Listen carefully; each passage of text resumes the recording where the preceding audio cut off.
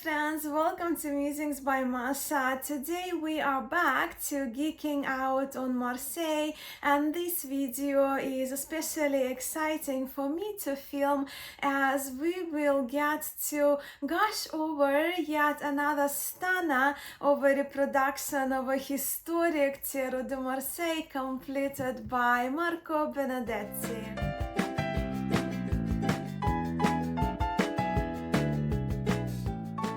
What I mean by that is that our Tarot de Marseille feature today will be centered around one of the, if not the most beautiful, aesthetically, certainly in my view, very skillfully engraved and pretty immaculately preserved historic tarots of Marseille Tarot lineage available, earlier historic Tarot de Marseille tarot available.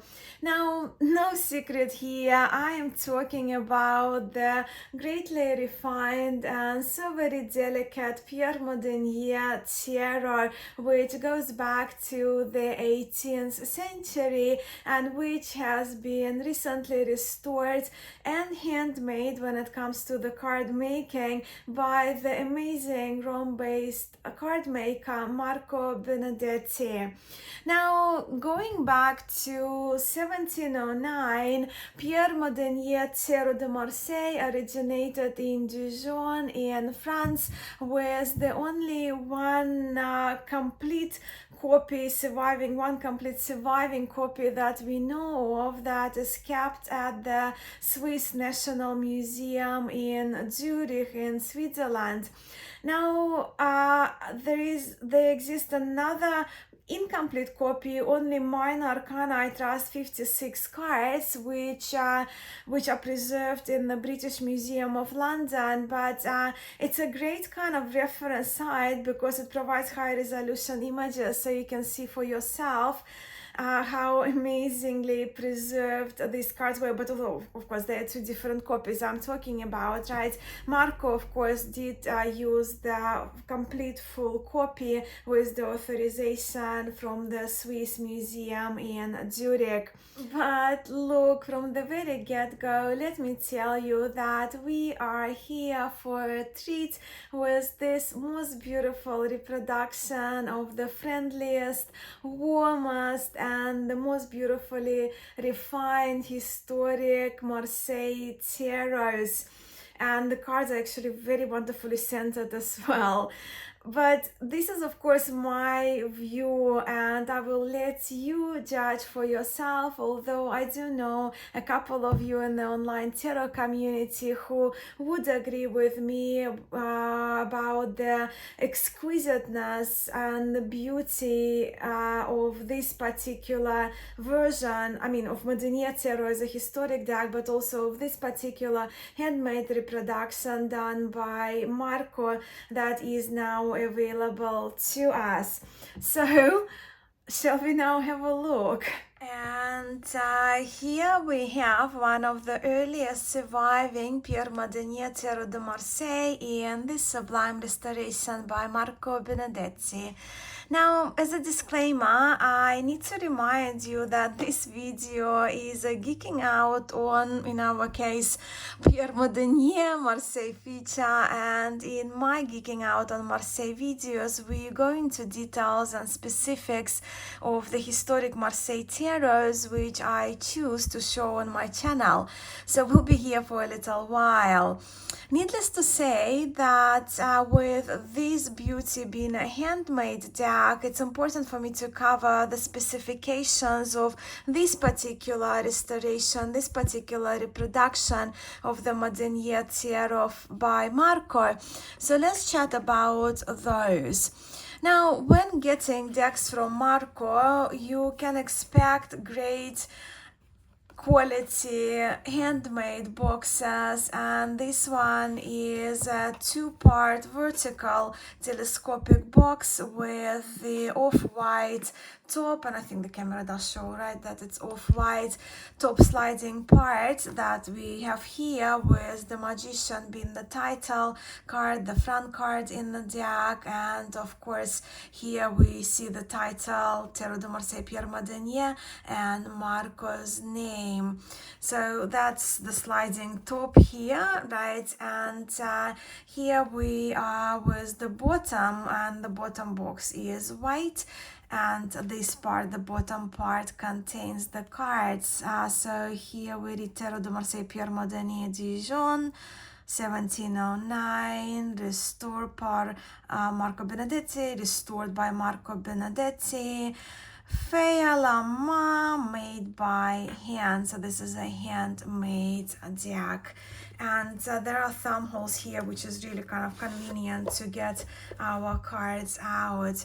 So these are the bags, and the bags feature the original pattern that you can find in the museum copies, right? So that's the original bag. And as you can see with the color, these cards are printed on a sort of like a off-white, slightly cooler, like, you know, cooler creamy shaded, not warmer creamy shaded art paper. I'll just bring it in so you can see. It's off-white, right, but more kind of a cooler shaded art paper, giving these cards very charming, well, I think charmingly aged look, and having been made on this beautiful paper and cut by hand, the airy sounds that these cards make when shuffled is the best, most pleasing sound to so many of us, well, card people we are, right? And I personally, cannot get enough of the sound. And of course the pliability of the cards is great too. So you will see with the lightness of them, with pliability, with the beautiful paper. I actually do frequently sit and shuffle cards, and well, even without doing readings, because I find the sound of these cards and they feel in my hands very satisfying. I only wish you could experience how Marco's handmade cards feel in hands through the video, the sound you can hear. And another important detail for us handmade deck lovers is actually how Marco Benedetti cut the cards, and Marco brought this to my awareness, and it's a really cool characteristic of this version of Madenié for us to witness, well, I think. Let me zoom, and I hope you will be able to pick up on that. And especially in the color parts, you can pick up how the art paper that this tarot is printed on has the vertical lines, right? So we see it here, like you see the lines going vertically. So we are here with vertical texture of the cards. And Marco did say that he observed this detail in the originals that he used from the Swiss Museum when he was reproducing this version, and he included this feature of the vertical kind of grains, light of the vertical texture of the vertical lines. I am fortunate to actually have a few handmade tarot treasures in my collection, so I pulled them aside just to demonstrate this above mentioned details. So this one is the card from Cartogram that I have, and you will see in here that the lines are horizontal, right? So see here vertical, and here they are horizontal. And I also have the handmade deck from Majors from Justin Michael, and here we are also with, and the camera picks up with the horizontal lines, how the paper was positioned in the printer for the cards to be printed. And just one more, this one I have from Shell David, that he did it on his printer.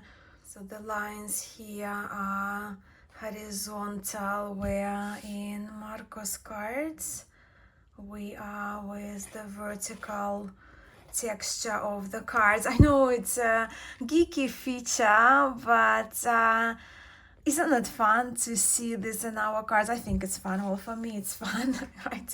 And yeah, it's a geeking out on Marseille video, as I mentioned. I also have to say that when it comes to the images themselves, Marco, using the museum's reference scale, provided us with the cards that are true to the original dimensions. And I will just give you a centimeter measurement if you're curious about that. So they are 6.1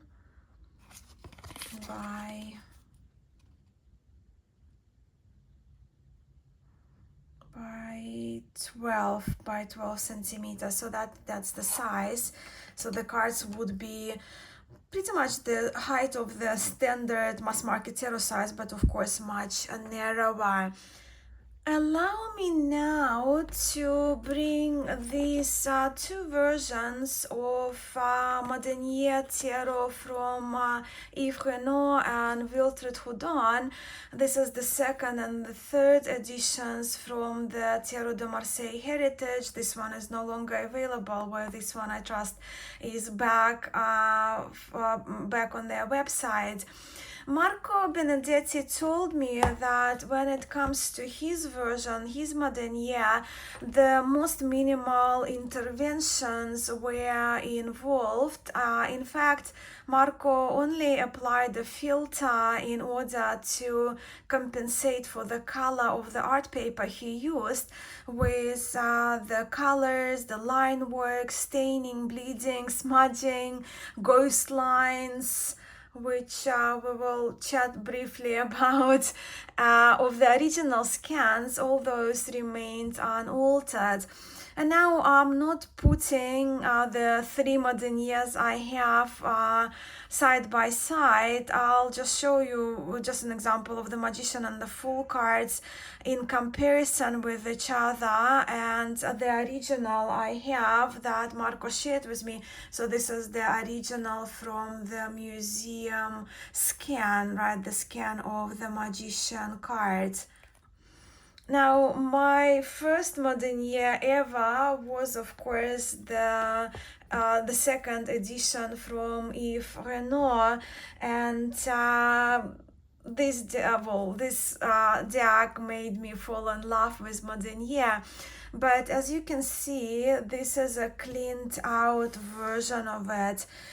In the second edition, and again, it's no longer available, but what we see here is that the ghost lines and the color bleeding has been removed. So I'll just show you the color bleeding when it comes to the full card. Yeah. So this is the second edition, the cleaned out full, right? So you can see there is no bleeding around the stuff of the full, where this one is from Marco. So he kept all the bleeding, the original bleeding that we had. And my cat is meowing there, you probably hear. Well, how professional is that? And with the third edition from Yves Renaud and Wilfred Houdon from Tarot de Marseille Heritage, we do observe more contrast and saturations that we've seen in let's do the Magician card with the second edition from Yves, and this is of course Marco's version, which is the least altered, right, in terms of contrast and sharpening of the lines and cleaning out the ghost lines. But with the third edition, of course, we also see that Yves Renaud went back to including the original ghost images. Now, for the color comparison, here is that high resolution photo of the original, and as I mentioned, I'm using the Magician as an example, so you can see for yourself. And let me just move that. So this is the second edition from Tarot de Marseille Heritage. This is the third edition, and this is Marco's version. And please do let me know which version is the most appealing to you, which magician is the most appealing to you, and I will of course be happy to do an extended comparison video of these three Madenié versions. I'll probably do it anyway sometime in the future, because I myself am curious to sit down and place the cards from all the cards from three decks side by side, or at least the mages and the courts. Now to the cards themselves, and they're an absolute delight to look at. Let me bring this magician a little closer so we can again admire the texture of this handmade card, but also the colors. But what I wanted to bring to your attention is the ghost image hidden behind the magician. I wonder if some of you can recognize it based on this detail that's probably most visible on here as well a little. I reckon it's here, but I will return back to this card towards the end of the video to chat more about the ghost images. And then we have this beautiful purpose, and what I noticed, and it's it's very charming to see this charming zigzaggy pattern that we observe in this purpose from Madenié Tarot, but not in the earlier Marseille Tarots to my knowledge.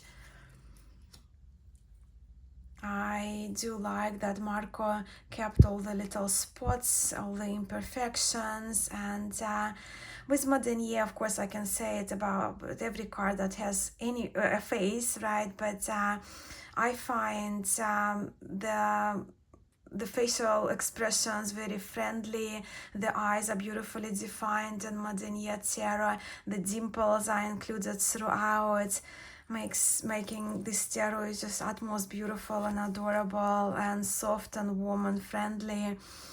And even the scallopy pattern decorating the attire of the emperor, which is rather unusual to see in Tarot de Marseille. Again, unique to Madenié Tarot when it comes to the earliest decks to see this inclusion. I mean, I plan to say that as we reach two of coins, but I may as well mention it now that until not long ago, Pierre Madenié Tarot was believed to be the earliest surviving Tarot de Marseille deck of type 2 category.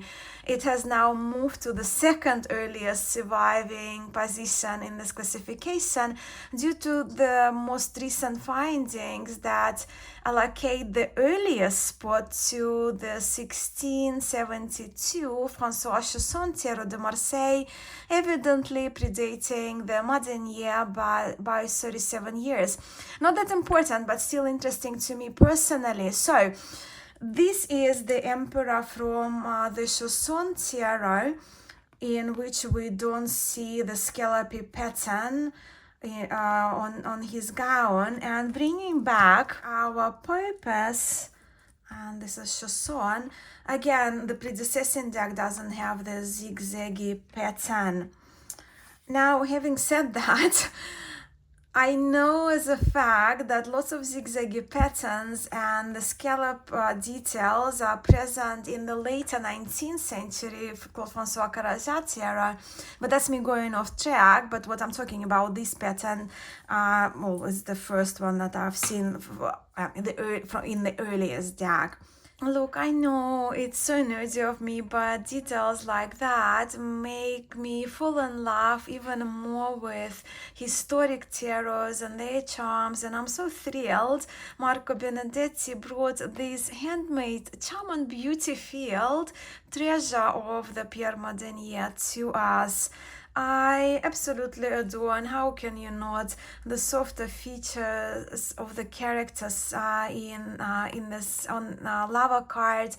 And can we just talk about this beautiful, carefully defined and engraved flower crown?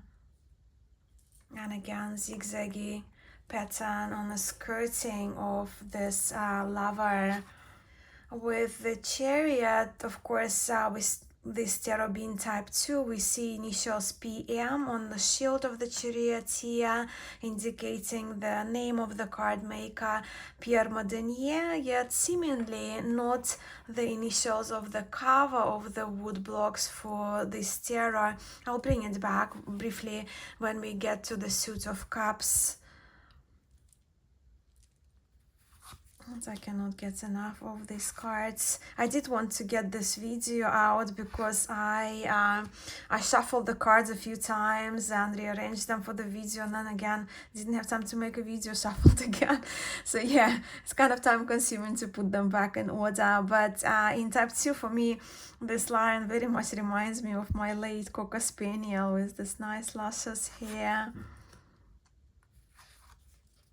Death has this very interesting detail here, this little red spots, but also this red dot at that elbow crease, and here we do see bleeding of the paint of the color outside of the lines. Such a serene temperance, another one of my favorite temperances when it comes to Marseille decks.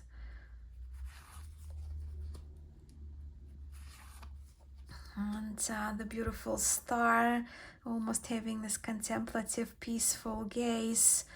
And that, again, would be my favorite star depiction or iteration when it comes to historic Marseille Tarots. Celestials.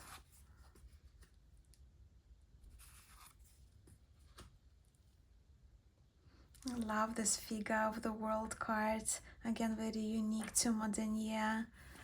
And the Fool, once again we observe the zigzag pattern, which we don't see in the earlier Chausson tarot.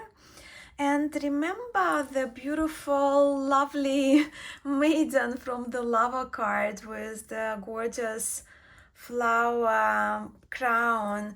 So we see her here appearing as the ghost, something in reverse, right? And of course that will be the ghost card as the lover for the Fool. Just see, I don't know if magnifying glass does anything, if it helps you see better or not. I think it does a little bit, eh? Yeah, but what I'm talking about here is that image flipped in reverse that we can observe as the ghost behind the Fool. The whole card is there as well. And now moving on to the suit of the cups, Ace of Cups. And here on this ace, we are with the reference to the cover of the wood blocks for this tarot. So here we read Pater Graveur Dijon. Pater would be his family name, Pater, the engraver from Dijon. Now, Sherryl Smith, and if you love geeking out on Marseille, you probably know well of her blog, amazing blog on tarot history. Sherryl Smith mentions more detail on that cover, whose initials are, as you will see in here, can you see? CP, right? And Cheryl mentions on her blog, and I trust I did see it on Facebook as well, on the Facebook group Tarot de Marseille or Tarot History group, referring to CP as Claude Pater.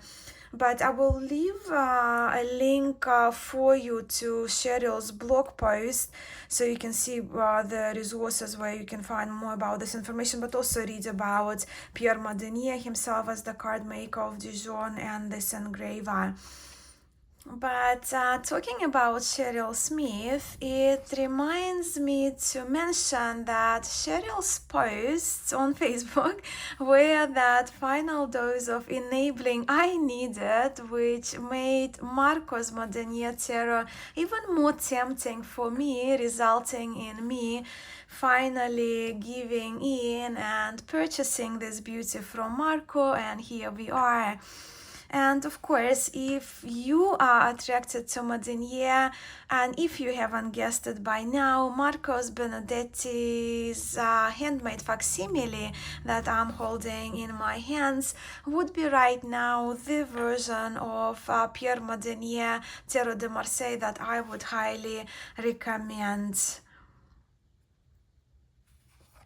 And if you want to see the cutest, most charming, historic page of cups, voila, here he is.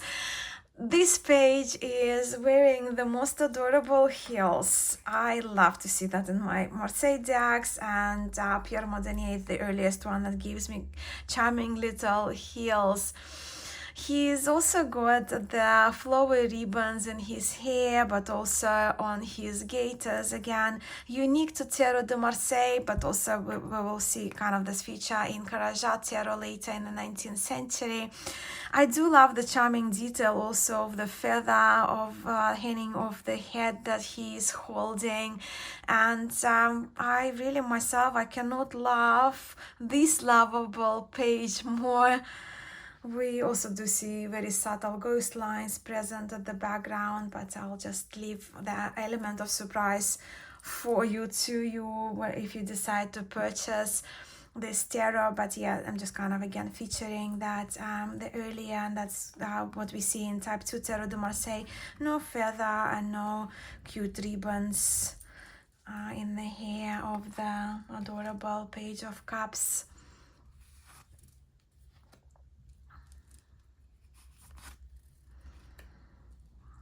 Beautiful Queen of Cups, the King, and now we are here with the swords, the suit of swords. Interestingly, there seem to be no ghost images in the minors from 1 to 10, although the ghost lines are present in some court cards, some majors. I will mention a couple I have mentioned now, but then I will leave you with this fun game to play, working them out.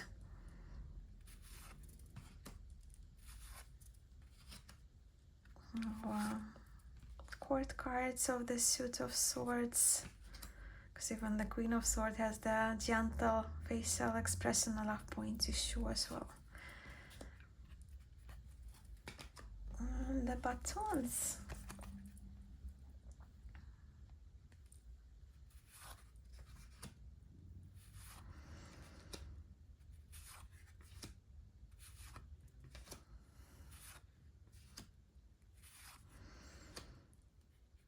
You can see the original lines here, imperfections. But when it comes to historic Marseille tarots, those imperfections, mistakes on some occasions we know of make Tarot de Marseille cards utmost charming, special. Again, heels here, little heel of the shoe. And here is the Queen of Batons with this more obvious ghost. You can recognize the head of the magician behind her, so the magician ghost card is behind her, right? So you can see again that head. Just think of it as most likely to be like in reverse, right? That positioning, like if you flip the card like so. And remember this ghost image that I mentioned in the beginning, as I was beginning to do this flip through, and see this little lock of hair that we can probably put and recognize that most likely the ghost image behind the magician is the Queen of Batons. If we flip the cards in the other direction, and it could be an interesting detail to keep in mind if our sitters happen to have questions about ghosts or haunting, because we kind of here with the Queen of Batons ghosting the magician and magician ghosting the Queen of Batons, which I think is very cool. And our last suit today is the suit of coins. On 2 of coins we read Pierre Madenié Cartier du Prince, Cartier, Pierre Madenié Cartier for the prince, made for this card's made for the prince. I don't know how credible that is, but that is what we read on this card. Beautiful colors, exquisite craftsmanship from Pierre Madenié's workshop with the Claude Pater CP initials being an engraver.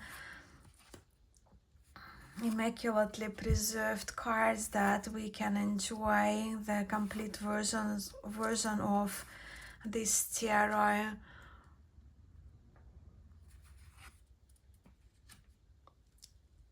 One more distinctive detail here in the Cavalier of Coins, the Knight of Coins.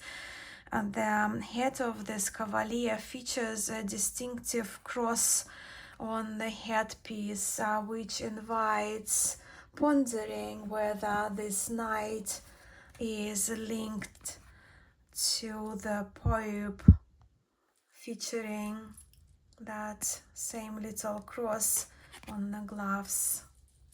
I don't know if you know anything about this cross on this particular knight. Please do let me know.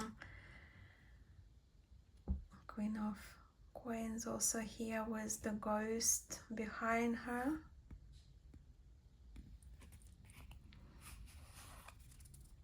And the last is the King of Coins. And what is now left is only for us to enjoy the shuffle of these cards, their sound, the sound that they make against each other through shuffling, through gliding. And I'm so thrilled to have this version, so grateful that Marco made this handmade version available to us. As to me, this Pierre Madenié is the most beautiful, aesthetically warmest Tarot de Marseille, for all the reasons I've mentioned in this video already. I'll just lay out a few cards.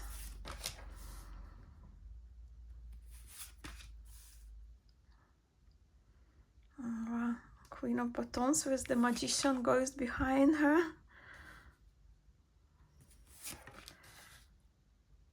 Oh, the beautiful women of Madenié Tarot. There you go. How random, right? Page and the Queen, Purpose, Queen, and the Empress. I'll take that. I guess these cards represent all of us who find the beauty and the beautiful Madenié Tarot. Isn't this tarot a thing of great beauty? I just adore this exquisite handmade restoration of the Pierre Madenié Tarot de Marseille, and I would love to hear your thoughts on this newest release from Marco Benedetti.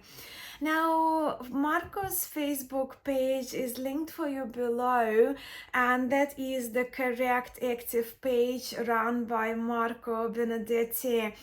If you are interested in Marco's decks and upcoming ones and the news, so just make sure that you follow the correct one, because a while back his earlier page got inactive. Although it's still visible on Facebook, it's no longer active. So yeah, make sure that you click on the right one if you're not following Marco yet. And I assume if you are still here, you are like me, you do love to geek out on Marseille. So my question to you today is that what is, in your view, the most beautiful, historic, surviving Marseille Tarot deck and its reproduction, if it's been reproduced? Mine, of course, when it comes to type 2, unquestionably is Pierre Madenié Tarot, and this is my newest treasure that was delivered right by Marco Benedetti, that he treated us as the community I absolutely love this tarot. But for now, I am sending much love to you all. Thank you so much for watching this video, and I will see you in the next one.